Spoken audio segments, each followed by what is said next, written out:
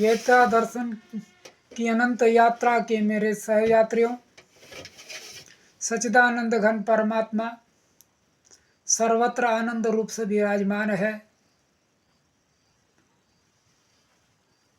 प्रिय बंधुओं, आज जो विचार का बिंदु है वो है सनातन हिंदुत्व।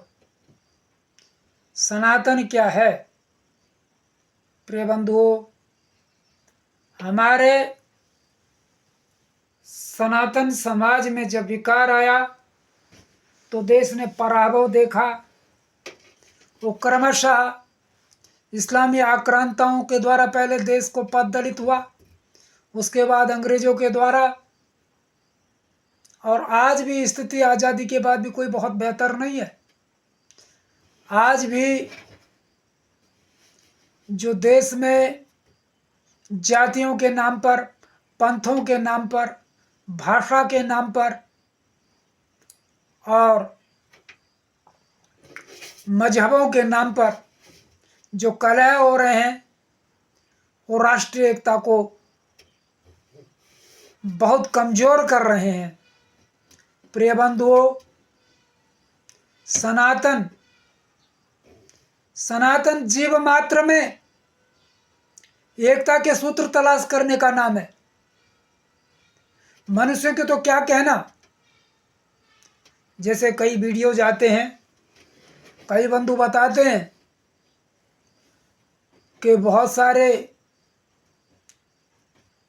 यद्यपि आज़ादी के बाद बहुत बदलाव के बाद भी अभी वो पुरानी मानसिकता, जातिवादी मानसिकता अभी समूल नष्ट नहीं हुई है। अभी भी उच्च वर्ण के लोगों और निम्न वर्ण के लोगों में लगातार एक दूसरे के प्रति नफरत को उभारने का काम किया जा रहा है। प्रिय बंधुओं, वो जो कारण था जिनको गिनाया जा रहा है, वो भारत के पराभव और दुर्दिन का कारण बने। उनको रिपीट करने के बजाय आज जिस व्यवस्था में भारत जी रहा है, उस व्यवस्था को न्यायपूर्ण और पारदर्शी और सबके लिए न्याय समान करना, ये हमारी प्राथमिकता होनी चाहिए। गीता दर्शन के अनुसार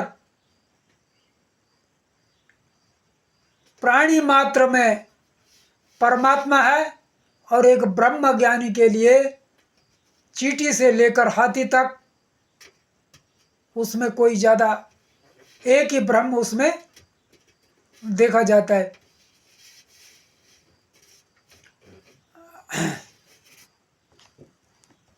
ऊंच गीच ज्ञान कर लेखो, एक ही ब्रह्म सकल में लेखो। और इसके इसी से मिलता जुलता इस जो श्लोक गीता का अध्याय 5 18 क्रमांक श्लोक है, इसमें लिखा हुआ है, विद्या विनय संपन्ने ब्राह्मणे गविहस्तिनि शून्य चैव स्वपाके च पंडितः समदर्शिना।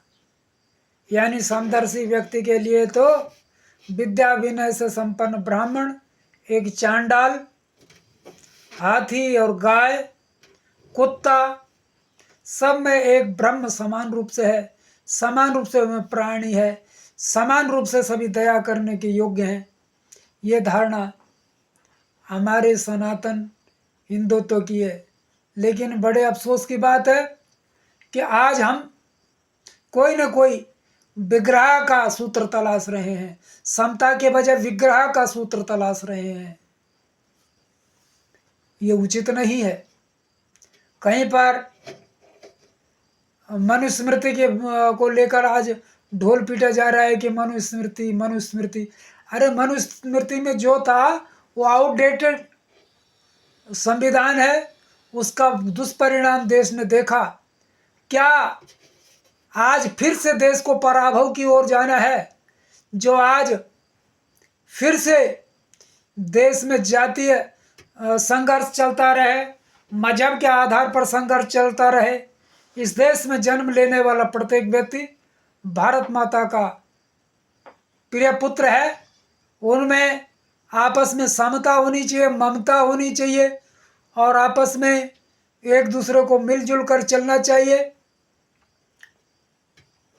एक दूसरे के पूरक बनने चाहिए।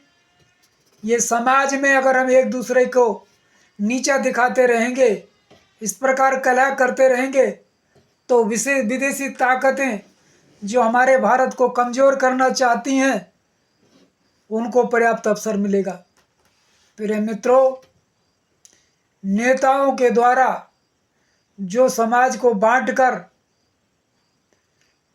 और अपने राजनीति की रोटियां सेंकने का प्रयास किया जा रहा है, उसका हम लोग विफल कर सकते हैं अगर हम सभी समाज के लोग आपस में मिलजुल कर रहे हैं। और एक ही सूत्र है कि हमारा जो पंथ निरपेक्ष सिद्धांत है, उसके साथ किसी प्रकार का फ्रॉड नहीं चाहिए।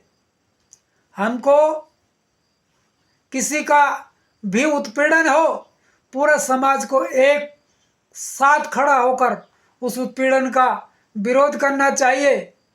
ये नहीं कि हम उत्पीड़नों का वर्गीकरण करके अगर नेताओं को इस प्रकार का अवसर देंगे तो अपने राजनीति का रोटियां सेकने का काम तो कर लेंगे, लेकिन उससे समाज का भला नहीं होने वाला है।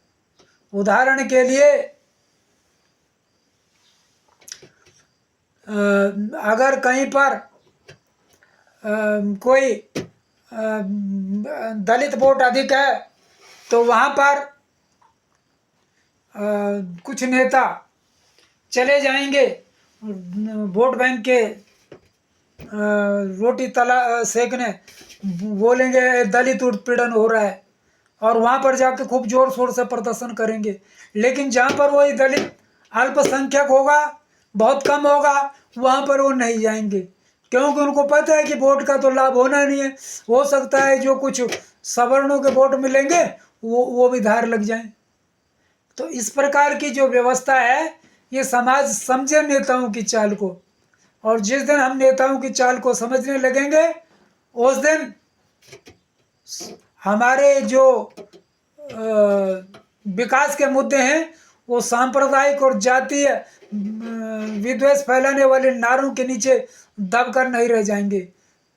तो प्रिय बंधुओं, हम सब लोग समान नागरिक, समान अधिकार और न्याय सबको सुलभ हो, इसके क्षेत्र में क्या प्रयास कर सकते हैं, इसके लिए हम सबको मिलकर रहना चाहिए।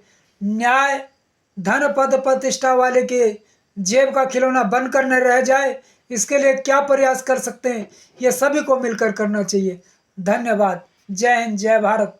सच्चिदानंद परमात्मा मुझे अपनी बात कहने की ताकत दे।